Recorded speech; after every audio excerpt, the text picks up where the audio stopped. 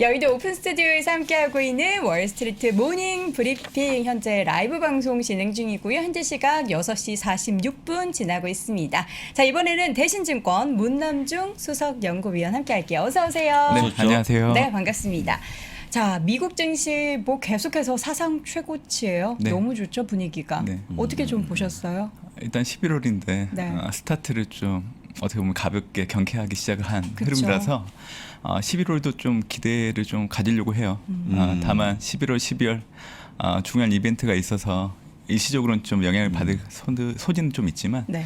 그래도 10월의 온기가 여전히 좀 11월 달에 이어질 가능성이 높다 그렇게 좀 보고 있고 저는 미국의 인프라 투자 법안이 통과가 될 걸로 좀 전망을 하고 있어요. 지난주에도 말씀해 주셨잖아요. 아마 지금 조맨친 의원이 좀 반대를 하더라고요.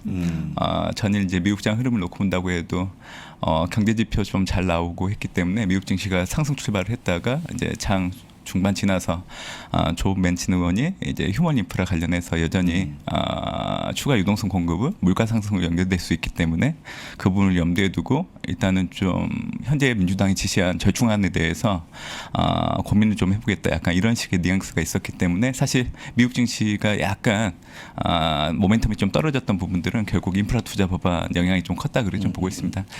지난주에 네. 금요일 날 유럽 가기 전에 바이든이 절충안을 제시한 거 아니겠습니까? 네네네. 거의 돼가는 분위기입니까?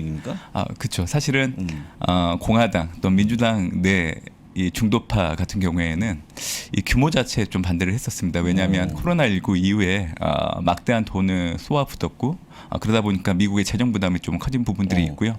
추가적인 유동성 공급은 최근 논란이 되고 있는 물가 상승 압력으로 작용할 수 있기 때문에 그걸 염두에 두고 이제 반대를 해왔었죠. 그래서 기존 안이 3조 5천억 달러였지만 지금 현재 1조 7,500억 달러 정도까지, 사실 제가 보기에는 이 법안 처리 속도를 하기 위해서 어쩔 수 없이 바이든 대통령 민주당이 절충안을 꺼내들었다 생각을 하고 있고요. 지금의 문제는 사실 공화당과 민주당의 싸움이 아니라 민주당 내에서 중도파의 의견이 불협일치를 하고 있기 때문에 그 영향을 받아서 약간 진행이 느려지고 있는 상황이기 때문에 아마 11월 상반월 이전까지 해서는 충분히 미국 인프라 투자 법안이 통과될 가능성이 상당히 높다 보고 있습니다. 사실 이게 뒤처지면 뒤처질수록 좀 좋아질 수 있는 부분들도 있어요. 왜냐하면 11월 FMC를 통해서 사실 테이퍼링은 공식적으로 선언을 할 거고요. 최근에 고용 지표를 놓고 본다고 하면 빠르면 이번 달 중순부터 테이퍼링 시행 가능성 상당히 높다고 저는 생각을 하고 있어요. 만약에 테이퍼링이 시행되는 전후에 이제 인프라 투자 법안이 통과되는 게 발표가 되면 제가 지금의 분위기로 놓고 본다고 하면 악재보다는 호재 쪽에 좀 더 기울일 걸로 좀 보고 있기 때문에 오히려 테이퍼링 시행에 대한 어떤 증시에 대한 부담들을 빠르게 좀 털고 가는데 영향을 줄 수 있는 부분들이 있기 때문에 인프라 투자 법안이 어느 시점에 또 발표가 되는지 여부도 상당히 지켜봐야 되는 관전 포인트라고 그렇게 좀 보고 있습니다. 네. 미국이 그걸 좀 노리고 있는 게 아닐까요? 테이퍼링 쪽까지 이제 인프라 투자 법안을 조금 그럴 수 있어요. 딜레이시켜서. 사실 이제 9월 FMC를 통해서 전반적인 연준의 통화 정책 수순이 구체화되긴 했어요. 네. 그러니까 올해 11월, 12월 테이퍼링을 시행을 하고 내년 중반 금리 인상에 대해서 언지를 했는데 그 수순대로 좀 갈 가능성이 상당히 높아졌다 그렇게 좀 보고 있고 9월 고용 지표를 놓고 온다고 하면 사실 비농업 부분 고용자 수는 좀 부진했지만 결국에는 일손 부족 영향이었기 때문에 크게 문제가 안 됐거든요. 결국 일손 부족, 임금이 올라갈 수밖에 없고 그렇게 되면 또 물가 부담이 될 수밖에 없기 때문에 어떻게 보면 연준이 통화 정책의 긴축으로 선회하는데 자극했다 그렇게 좀 보고 있어서 테이퍼링 시장에서는 12월을 염두에 두고 있지만 9월 고용지표 그리고 이번 주 5일날 발표되는 10월 고용지표 결과를 놓고 본다고 하면 전월 대비 개선되는 모습들을 보일 걸로 좀 봐요. 지난달이 19만 4천 건 정도 됐잖아요. 예, 근데 지금 거의 40만 건 가까이 예상치가 나오고 있고 실업률은 1%포인트 정도 또 떨어지고, 그리고 이제 지난달부터 좀 시장에서 관심을 갖고 있는 게 시간당 평균 임금인데 이게 전년 동월 대비로 지난달 4.6%였는데 이번 달 발표되는 게 4.9% 정도 되거든요. 그러니까 결국에는 이 물가가 앞으로 더 올라갈 수 있다는 게 다시 한번 부각이 될 겁니다. 그렇게 된다고 하면 테이퍼링의 어떤 시점들이 좀 앞당겨지는데 영향을 줄 수 있는 부분들이 있기 때문에 일단 이번 달 중순 테이퍼링이 시행되는지 여부가 상당히 관건이 될 걸로 좀 그렇게 예상을 하고 있습니다. 네. 네. 그럼 거의 그 우리가 알고 있는 안에서 뭔가 나오겠지 뭐 변수는 없어 보이지 않습니까? 예, 맞습니다. 지금 네. 시장에서는 원래는 국채 100억 달러 그리고 MBS 50억 달러 네, 그렇죠. 정도로 150억 달러. 과거 2014년처럼 테이퍼링의 어떤 규모와 속도를 진행할 거라고 그렇게 예상을 하고 있는데 지금 이제 1,200억 달러 정도까지 좀 규모 자체는 내려와 있더라고요. 근데 이제 그거는 앞으로 연준의 미국의 경기 상황에 따라서 규모나 속도 조절을 할 걸로 좀 보고 있기 때문에 그 정도 범위 오차라고 하면 큰 의미는 없다 생각을 하고 있고요.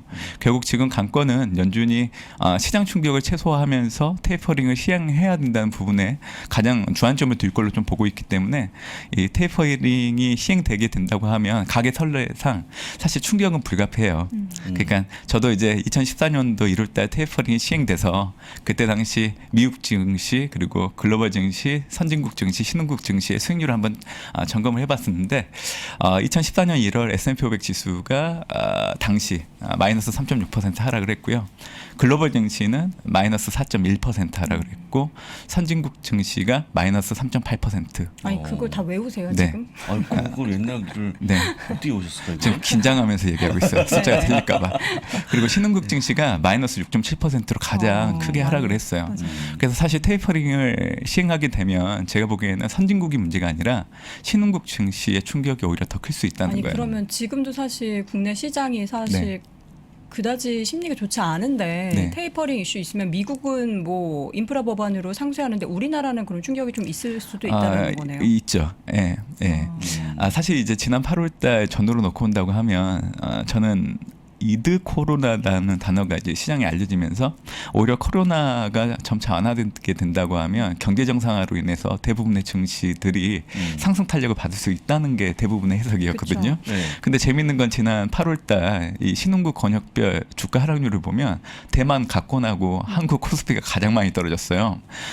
사실 코로나19로 인해서 가장 많은 수혜를 받아갔던 국가들이 대만과 한국이었거든요. 그래서 저는 가끔 이런 생각도 해요. 오히려 코로나가 완화되면서 이드 코로나를 시행하게 되면 가장 수혜를 받았던 국가 증시가 오히려 또 나쁜 쪽으로 영향을 받지 않을까 생각을 하고 있어서 뭐 그 부분은 이제 나중에 한번 확인을 해봐야 되겠지만 일단 지금 당장은 테이퍼링을 염두에 둬야 되고 일단 테이퍼링이 시행되게 되면 신흥국 권역은 충격이 분명히 있다. 근데 여기서 중요한 게 하나 있어요. 그러면 무조건 안 좋은 거냐? 그건 아니더라고요. 좋은 예. 것도 있나요? 시행되는 그 해당 월만 네. 좀 하락 영향을 받지. 11월 그러면 만약에 이제 11월 달에 시행을 하게 되면 이번 달만 좀 주가가 중순 이후부터 안 좋은 거고요. 그 다음 달부터는 하락한 만큼 급반등을 해요. 그럼 11월이 또 다른 기회가 될 수 있는 그렇죠. 건가요? 그러니까 11월 달 테이퍼링이 시행되고 나서 증시가 좀 조정을 받게 되면 그동안 현금화 해놨던 금액들이 있다고 하면 좀 사놓는 게 좋아요. 그렇고 나면 그 다음날 떨어진 만큼 올라갔고 한 5개월 연속 증시가 플러스 수익률을 계속 보여요. 그래서 저는 이제 과거랑 지금과 비교해 보면 뭐 많은 부분이 달라졌다고 얘기는 하실 거예요. 어떻게 그때랑 지금하고 똑같냐 이렇게 얘기는 하시는데 제가 작년부터 이 증시를 분석할 때 과거를 염두에 두고 미래의 어떤 힌트를 많이 찾아보려고 노력을 해봤는데 작년 코로나19는 2008년도 금융위기랑 동일했고요. 작년에 6월과 9월 미국 증시가 한 달 정도 조정을 받았어요. 그때는 이 2000년 닷컴 버블에서 영향을 좀 많이 받았고요. 올해 하반기 때는 기저효과 때문에 이렇게 영향을 받고 있는 거예요. 그래서 이런 것들을 감안하면 결국 2014년과 올해 이 2기의 어떤 발생 원인은 분명 달라요. 물론 이거는 인정은 하지만 어차피 이 테이퍼링이라는 거는 2기에서 어느 정도 벗어났다고 생각을 하고 있기 때문에 테이퍼링을 시행하는 거거든요. 그래서 그 이후의 단계를 놓고 온다고 하면 그렇게 크게 다르지 않습니다. 그래서 저는 이번에도 2014년도와 동일하게 한 달 정도 영향을 받고 그 다음 달 또 떨어진 만큼 급반등했다가 한 5개월 정도 플러스 수익률을 좀 보일 걸로 좀 보고 있기 때문에 아마 남아있는 연말을 놓고 온다고 하면 제가 사실 이 얘기를 많이 강조를 하고 있는데 3분기보다는 4분기 지수 레벨이 높고 10월보다는 11월, 12월 지수 레벨이 높다. 이 얘기를 계속 얘기를 해드리고 있어요. 다만 상반기 때처럼 뭐 지수가 갑자기 급반등하고 이런 모습은 전혀 기대를 하면 안 된다고 좀 얘기를 해드리고 있고 이거를 이제 과거 계절적 어떤 미국의 S&P 500 지수의 흐름을 월별로 놓고 온다고 하면 10월 달이 이제 플러스 1.8%, 11월 달이 2.5%, 그리고 12월 달이 0.8% 계절적으로 플러스 수익률을 보여요. 네. 그래서 이런 것들도 감안을 하면 사실 올해 4분기 증시가 그렇게 나쁘진 않다 생각을 하고 있고, 제가 이제 그 연말 쇼핑 시즌을 맞이해서 기대감이 또 증시의 모멘텀이 될 수 있다고 얘기를 하고 있는데, 네. 전미소매협회가 최근에 발표를 했어요. 연말 쇼핑 시즌에 대한 매출액이 전년 대비 어느 정도 높아질까. 오프라인 같은 경우에는 8.5에서 10.5% 전년 대비 매출이 증가할 걸로 그렇게 예상을 하고 있고, 이 온라인 판매 같은 경우에는 전년 대비 10% 정도 증가할 걸로 좀 보고 있기 때문에 지금 연말 쇼핑 시즌의 분위기가 그렇게 나쁘지가 않아요. 그래서 이런 것들을 감안하면 테이퍼링이 어떻게 보면 좀 기회로 작용할 수 있기 때문에 이번 달 테이퍼링이 빠르면 시행될 수 있는 부분, 뭐 늦어지면 12월 중순 시행될 걸로 볼 걸로 빨리 하고 하는 게 있는데, 나을 것 같아요. 네. 근데 오히려 12월 중순에 시행되게 되면 그 이전까지는 증시는 계속 지금의 분위기가 이어지는 거예요. 상승. 예. 그러니까 테이퍼링이 어떻게 보면 올해 남아 있는 기간 동안 가장 중요한 트리거가 될 걸로 그렇게 예상을 하고 있는 거죠. 예. 네, 알겠습니다. 자, 그러면은 우리 이제 실적 이야기를 좀 정리해 볼 텐데, 최근에 빅테크 기업들 실적 모두 발표됐는데 문 의원님은 어떻게 좀 평가를 하셨어요? 사실 지금의 실적 흐름들을 놓고 보면요, 특징이 좀 있는 것 같아요. 어떤 특징이죠? 예전에는 빅테크 기업들이 증시가 좋으면 같이 올라가는 모습들이 항상 확인이 됐었거든요. 근데 최근의 흐름을 놓고 온다고 하면 이 공급망 교란 문제에서 영향을 받는 기업들, 아닌 기업들의 실적들이 3분기를 기점으로 많이 달라지고 있는 게 확인되고 있는 것 같아요. 뭐 예를 들자면 마이크로소프트, 그리고 이제 알파벳 같은 경우에는 3분기 실적을 놓고 봤을 때 상당히 잘 나왔거든요. 사실 이제 저는 MS를 좀 좋아합니다. 앞으로도 이제 클라우드 시장이 계속 성장할 걸로 좀 보고 있기 때문에 빅테크 기업 내에서 투자를 하라고 어느 분이 물어보신다고 하면 저는 단연코 MS를 가장 먼저 투자를 하려고 하는 생각들이 있는데, 애저. 맞죠? 네네네. 애저. 사실 제가 MS 얘기를 좀 드리려고 하는 네. 얘기가 3분기 실적을 놓고 온다고 하면 그러니까 이제 3분기 실적이 전분기 대비해서 매출이 22% 올랐고요. 순이익이 48% 올랐어요. 결국 공급망 교란 문제에서 벗어나고 있고, 최근에 클라우드 사업 부분이 성장을 계속 하고 있는데 이 관련된 서비스 매출이 많이 커지고 있거든요. 그래서 일단 MS 실적이 잘 나오고 있는 부분들 확인을 해야 되고, 반대로 이 오프라인 매출 비중이 높다고 할 수 있는 애플 같은 경우에는 사실 3분기 실적이 잘 나왔어요. 한 29% 증가를 했으니까요, 매출액이. 근데 시장에서 예상했던 것보다는 매출액이 낮았죠. 그러다 보니까 시장에서는 좀 실망한 부분들이 있는데, 사실 이 애플의 이 실적들은 매 분기마다 시장 예상치를 항상 상회를 해왔어요. 이게 2017년도 5월달 이후부터 계속 그렇게 진행이 됐었는데 이번에 그 시장 예상치를 하회하게 됐죠. 그래서 2017년도 5월 이후로 4년여 만에 시장 기대치를 하회하는 매출이 나오다 보니까 시장은 되게 부정적으로 해석을 하고 있는 것 같아요.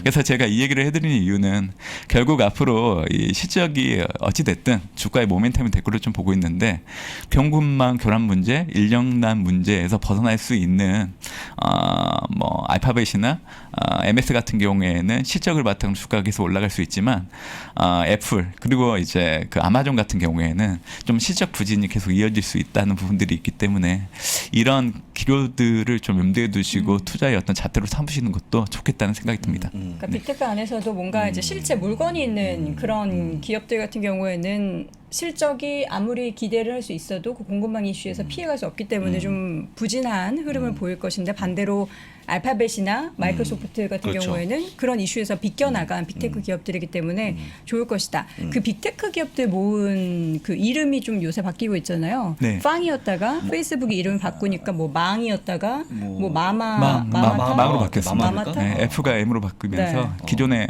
팡에서 네. 팡에서? 단순하게 이렇게 좀 바뀐 것 같아요. 뭐가 되는 거예요? 그럼 뭐 망도 나오고 망가도 나오고 아니요. 마마타도 나오고 뭐 그러던데. 팡에서 지금 현재 시장의 조류는 팡에서 이제 망 정도로 망. 해서 기존의 느낌이 망? 서열은 동일합니다. 그 기업들의 서열은. 네. 그러면 아까 말씀하신 애플, 아마존은 올해 내내 주가가 좀 재미가 없을까요? 어떻게 좀? 제가 오늘 오다가 좀 보니까 요즘에 애플에서 아이폰하고 이제 관련된 이제 IT 기업 네. 기계들이 좀 많이 팔려야 되는데 요즘에 가장 핫하게 많이 팔리는 게 천. 간택용 천이 가장 많이 팔린다고 하더라고요. 없어서 못 산대요. 예. 그 지금 주문하면 내년에 받을 수 있다는데요. 진짜요? 네, 그냥 천에 네, 그 안경 닦기 천에 그 애플 로고 하나 있는데 네 맞습니다. 효과적으로 제품에 네, 아주 뭐 깨끗하게 광택을 닦을 수 넣을 있다는 있다고. 그 기능성을 가지고 지금 네. 없어서 못 판다고 하는 그런 혹시 또 있어요? 네? 있으세요 혹시 이게? 사셨어요? 아니요, 그게 너무 핫해가지고 물량이 있어서. 그러니까 이제 이 얘기를 하는 거는 그만큼 애플이 시장에서의 어떤 화제성 그리고 이제 그 매니아들이 있다는 거를 이제 확인할 수 있었던 대목인 것 같고, 뭐 어찌 됐든 뭐 애플이 내놓는 물건에 대한 화제성은 계속 높아질 겁니다. 다만 일단 시장 예상보다 좀 넘어서는 이제 시작들이 나온다고 하면 주가에 긍정적인 영향을 받을 수 있겠지만 3분기 실적처럼 예상보다 좀 낮게 나온다고 하면 좀 부정적인 영향에서는 좀 벗어나지 못할 거라 그렇게 좀 보고 있는 거고, 아마 애플이 그 삼성의 폴더블처럼 그런 좀 획기적인 어떤 제품을 내놓는다고 하면 이 제품의 경쟁력을 바탕으로 주가는 올라갈 여지가 있다고 저는 생각을 해요. 네. 그리고 이제 이 방에 들어오시면 네. 네. 반드시 언급해야 될 종목이 있습니다. 누구도 피해갈 수 없는 종목. 제가 얘기하지 않았습니까? 4대 지수. 그래서 테슬라. 테슬라를 꼭 테슬라요. 말씀하세요. 테슬라는 장난이 아닙니다. 주가가 보셨죠? 너무 네. 많이 올라가는 그런 모습 보여주고 있는데 네. 어떻게 이렇게 보세요? 올라갈지 혹시 아셨습니까? 저는 점쟁이도 아니고. 네, 지금 주가가 이 정도까지 올라갈지는 몰랐고요. 네. 그냥 이 테슬라라는 기업 자체가 2019년 이전까지만 놓고 본다고 하면 사실 실체가 없었잖아요. 그쵸. 그냥 테슬라라는 기업이 발표하는 내용 말고는 없었기 때문에 일단은 좀 지켜보자는 생각이 많이 컸었는데, 실제적으로 팹이 완공이 되고 차량이 생산되면서 이게 이제 실적으로 연결되기 때문에 사실 2019년도 말 이후부터 이제 주가가 지금 현재의 모습을 좀 그려왔던 것 같아요. 뭐 어차피 최근에 제품 가격도 올렸고 지금 이제 생산되는 공장이 2개였는데 이제 4개로 늘어날 거잖아요. 결국에는 이제 판매가 지금 분기별로 놓고 봤을 때 25만 대 정도 수준 팔리고 있는데, 뭐 지금 현재 이 생산 시설이 2배 정도 확충된다고 하면 한 50만 대 이상까지 늘려질 가능성도 있다, 그렇게 좀 봐요. 결국 그렇게 된다고 하면 매출과 순이익이 늘어날 수밖에 없기 때문에 지금의 주가를 언젠가는 좀 정당화 시켜줄 수 있는 계기가 될 걸로 좀 보고 있지만, 지난번 와서도 얘기는 드렸지만 지금처럼 단기 급등했을 때 테슬라에 주목하고 사기보다는 살아있는 유기차라고 저는 항상 생각을 해요, 주가라는 게. 그래서 테슬라 주가도 조만간에 좀 인내를 갖고 기다리시다 보면 지금보다는 좀 더 싸게 살 수 있는 시점이 올 거라 생각을 하고, 어떻게 보면 그게 이 미국의 테이퍼링이 시행되는 시점일 수도 있어요. 아마 지금보다는 좀 저렴하게 사실 수 있는 기회가 될 수 있는 시점이라 보고 있기 때문에 그때를 공략하는 것도 좋지 않을까 생각을 해요. 네. 네. 그럼 좀 앞으로 시장에 있어서 저희는 뭐 테이퍼링, 그리고 아까 말씀해 주셨던 인프라 법안 챙기면 되고, 연말 쪽 갈수록 빅테크 중에서는 이제 뭔가 물건보다는 서비스 쪽을 집중하고 있는 마이크로소프트나 알파벳 쪽에 있어서의 빅테크의 움직임들은 보면 되겠네요. 그렇죠. 소프트웨어나 클라우드 중심으로 이렇게 보시면 좀 좋을 것 같고요. 네. 테이퍼링을 제외한다고 하면 아마 지금부터 좀 주목을 하셔야 될 게, 사실 올해 하반기는 경기 이익 수급 가지고 증시가 올라간다고 하는 장이 아니에요. 이 정책이 증시의 나침반이 될 수 있는 장세가 앞으로 이어질 걸로 그렇게 예상을 하시면 될 것 같고요. 정책이요? 예. 아마 이제 11월달 상반원에 미국의 인프라 투자가 통과되는 부분들, 그리고 지금 10월 말에 G20 정상 회의가 열리고 있잖아요. 열렸고 결국에 연내 이제 G2 정상 회담이 가셔야 되는 부분들이 또 긍정적으로 작용할 수 있고요. 내년 2월 이제 연준 차기 의장이 바뀌게 됐는데 11월 이전까지 해서 바이든 대통령이 차기 연준 의장을 지명을 해야 되는데, 지금 현재 시장이 예상하는 것처럼 파월 연준 의장이 연임을 할 가능성이 상당히 높다 그렇게 좀 봐요. 왜냐하면 코로나19 이후에 위기 극복을 잘 해왔다는 부분들이 있고요. 앨런 재무장관 역시 사실 오래됐지만 이미 백악관에다가 차기 연준 의장으로서 파월 연준 의장을 좀 이렇게 지지한다는 선명을 이미 백악관에 전달한 부분들이 있고요. 그리고 지금 현 시점은 경기 회복과 경기 호황으로 넘어가고 있는 시점이라서 아직은 코로나19가 종식되지 않았기 때문에 연준 의장이 바뀌게 된다는 것 자체도 하나의 리스크가 될 수 있는 부분들이 있어서, 제가 말씀드렸던 3가지 이유를 놓고 온다고 하면 지금 현 파월 연준 의장이 다시 한번 더 지명될 가능성이 높다 그렇게 좀 보고 있는 거고요. 최근에 좀 재밌는 걸 염두에 두셔야 돼요. 사실 상반기 때만 놓고 본다고 해도 이 물가 지표가 계속 높게 나오는 상황이었음에도 불구하고 파월 연준 의장은 물가 상승이 일시적이라는 얘기를 계속 강조를 그렇죠. 해왔었어요. 예. 그런데 갑자기 어느 순간 아니다. 이제 물가가 장기적으로 올라갈 여지가 있다고 이렇게 태도를 돌변을 했어요. 근데 그 시점이 참 재밌는 게 결국에는 백악관에서 차기 연준 의장으로서 파월 연준 의장을 지명할 가능성이 높다는 거를 언지받아 가능성이 상당히 높다고 저는 그렇게 좀 보고 있고, 실제적으로 지금 그렇게 된다고 하면 사실 내년도 지금은 테이퍼링에 시장이 모두 관심을 갖고 있지만 중요한 거는 금리 인상이에요. 그래서 내년도 금리 인상을 하려고 하면 명분이 있어야 되는데 가장 큰 좋은 명분은 물가가 올라가야 됩니다. 그래서 지금 현재 파월 연준 의장이 물가가 앞으로도 계속 올라갈 수 있다고 얘기하는 거는 내년도 중반 금리 인상을 하기 위한 명분을 만들기 위한 밑작업에 들어갔다고 저는 그렇게 해석을 하고 있기 때문에 일단 전반적으로 파월 연준 의장이 다시 한번 재집권할 가능성이 높다 그렇게 좀 예상을 하고 있는 상황이에요. 근데 그렇게 된다고 하면 증시에는 긍정적으로 작용할 수 있다고 그렇게 좀 보고 있는 거고요. 그 이후에 놓고 온다고 하면 11월, 12월은 전통적으로 연말 쇼핑 시즌인데 제가 말씀드렸다시피 매출액 자체가 거의 10% 전으로 전년보다는 잘 나올 걸로 예상을 하고 있기 때문에 이런 것들을 놓고 온다고 하면 테이퍼링은 일시적으로 좀 잠깐 스쳐가는 이벤트가 될 수 있다 이렇게 예상을 하고 있습니다. 네. 뭐 전체적으로 테이퍼링이라는 키워드를 제외하고는 뭐 공급망 이슈 뭐 이런 악재성 키워드가 있긴 하지만 시장을 위로 올리려는 게 더 강하네요. 네, 그렇습니다. 위로 올릴 때는 말이죠. 여러분들 그 뭔가 좀 추진력이 필요한데 네. 우리 그 위원님 추진력을 책으로 이번에 또 책에다가 또 추진력을 달았다는 소문이 있어갖고 ETF 책 썼다고 네. 쓰신 거 맞습니까? 이렇게 부끄러워하시죠? 네. 제 책인가요? 네, 뭐 위원님 책 제목이 뭐죠? 네, 좋은 기회가 있어서 하나 썼는데요. 나는 쇼핑하듯 ETF에 투자한다라는 책이에요. 나는 쇼핑하듯 ETF에 투자한다. 오, 제목이 상당히 젊은 분들한테 딱 와닿는 질문이에요. 네, 2030 세대를 공략한 제목이라고 보시면 될까요? 저까지 딱 공략한 부장님은 저까지 아니니까. 예. 보통 알겠습니다. 분들은 책을 갖고 와서 주기도 하는데 그렇죠. 네, 다음 섭섭은 주를 아니고 기대해 그렇다는 보도록 거 하겠습니다. 말씀드립니다. 자, 이렇게 해서 오늘도 대신증권의 문남죽 수석연구위원 함께했습니다. 오늘 말씀 고맙습니다. 네, 고맙습니다.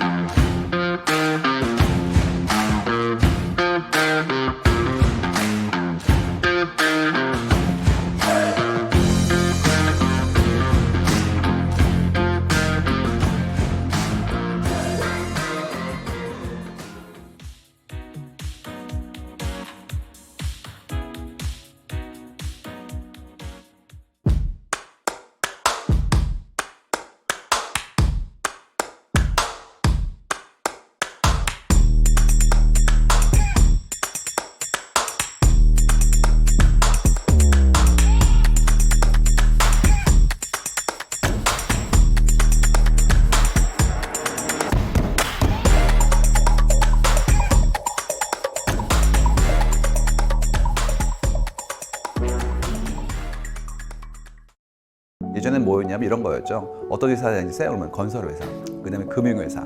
지금 뭐가 나옵니까? 플랫폼 다녀요. AI 회사예요. 이제 우리는 움직이고 있는 중이에요.